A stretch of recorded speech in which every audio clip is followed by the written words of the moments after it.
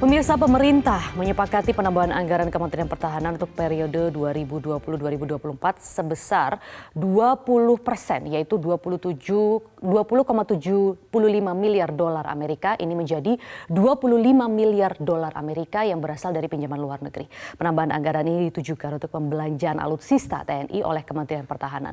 Keputusan ini menimbulkan diskursus publik, terutama mengenai prioritas di tengah belum sejahteranya prajurit TNI dan transparansi atas penambahan anggaran pertahanan dalam jumlah yang signifikan. Berikut kami akan hadirkan ulasannya pemirsa dalam fact check urgensi penambahan alutsista versus kesejahteraan prajurit TNI. Kita akan lihat pemirsa, memang sebenarnya apa saja sih alutsista terbaru yang ditambahkan oleh Menteri Pertahanan Prabowo Subianto yang juga menambah utang luar negeri kita. Ini dia, kita akan melihat bersama-sama. Yang pertama, di tahun 2020 ada Rantis Maung, ini sebesar 600 juta. Kemudian tahun 2021 ada sejumlah alutsista yang dibeli, yaitu ada pesawat Airbus per unitnya 2,2 triliun rupiah. Kemudian kapal perang fregat ya, dibeli juga tahun 2021 4,8 triliun rupiah, dan juga kapal selam Scorpin tahun 2022 ini dibelinya dan harganya cukup fantastis ya, yaitu 9 triliun rupiah.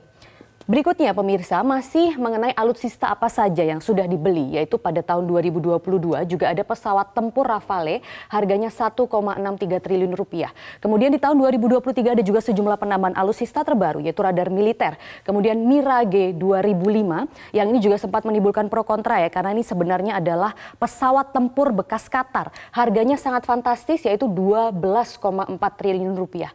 Kemudian 8 unit helikopter angkut berat di tahun 2023 dengan harga satuannya 465 miliar rupiah.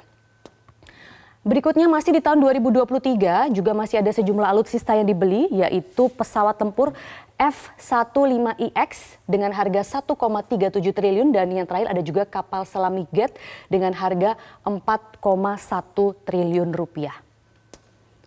Nah pemirsa, belanja gila-gilaan alutsista ini juga sampai memancing sejumlah komentar heran. Bahkan Menteri Keuangan dari langsung Sri Mulyani ini juga mengatakan ya, dan ini juga di-quote oleh Al-Araf yang merupakan pengamat militer. Menkeu sampai angkat tangan, utang di sektor Kementerian Pertahanan besar. Itu harusnya seirama dengan perencanaan Kementerian Pertahanan untuk mencapai target yang ingin diraih. Sayangnya utangnya besar tapi targetnya tidak tercapai. Nah, itu yang dikatakan oleh pengamat militer Al-Araf di sini. Kemudian pemirsa, dalam kurun waktu 5 tahun terakhir, pemerintah ini juga telah meningkatkan perhatian dalam aspek pertahanan. Ya, ini kita melihat pinjaman luar negeri dari Kementerian Pertahanan ya, yang memang naik terus setiap tahunnya. Nah, kenaikannya bisa kita lihat ini pada tahun 2019 ada sebesar 4,3 miliar dolar Amerika, atau setara sebenarnya ini setara dengan sekitar 62 triliun rupiah. Kemudian naik terus di tahun 2020 ini naik menjadi 4,41 miliar dolar Amerika. Di tahun 2021 memang ada penurunan, tapi kembali naik cukup fantastis di tahun 2022, yaitu sebesar 5,96 miliar dolar Amerika, dan puncaknya di tahun 2023 naik sebanyak 7,13 miliar dolar Amerika, atau setara dengan sekitar 110 triliun rupiah pemirsa. Nah, ini mengenai pinjaman luar negeri Kemenhan, dan intinya pembelanjaan untuk alutsista sendiri digelontorkan lebih dari 500 triliun untuk pembelanjaan alutsista dari pinjaman luar negeri yang ditujukan oleh Kementerian Pertahanan. Nah, mirisnya penggelontoran anggaran yang jor-joran untuk pembelian alutsista ini tidak dibarengi atau bahkan malah sangat jauh tertinggal dari kesejahteraan TNI. Kenaikan gaji TNI pada tahun 2015 itu sebanyak 5%. Kemudian tidak ada kenaikan sampai baru ada kenaikan lagi di tahun 2019. Kalau kita ingat itu adalah tahun pemilu juga, hanya sebesar 5%. Kemudian tahun 2024 juga akan ada rencana kenaikan 8%. Tahun 2024 tentunya juga adalah tahun pemilu, dan ini juga sempat disindir ya saat debat karena memang tahun politik. Jadi apakah memang baru dinaikkan karena memang tahun politik ini? Dan menurut Kepala Biro Humas Kemenhan masih ada 100.000 unit rumah dinas yang belum terrealisasi.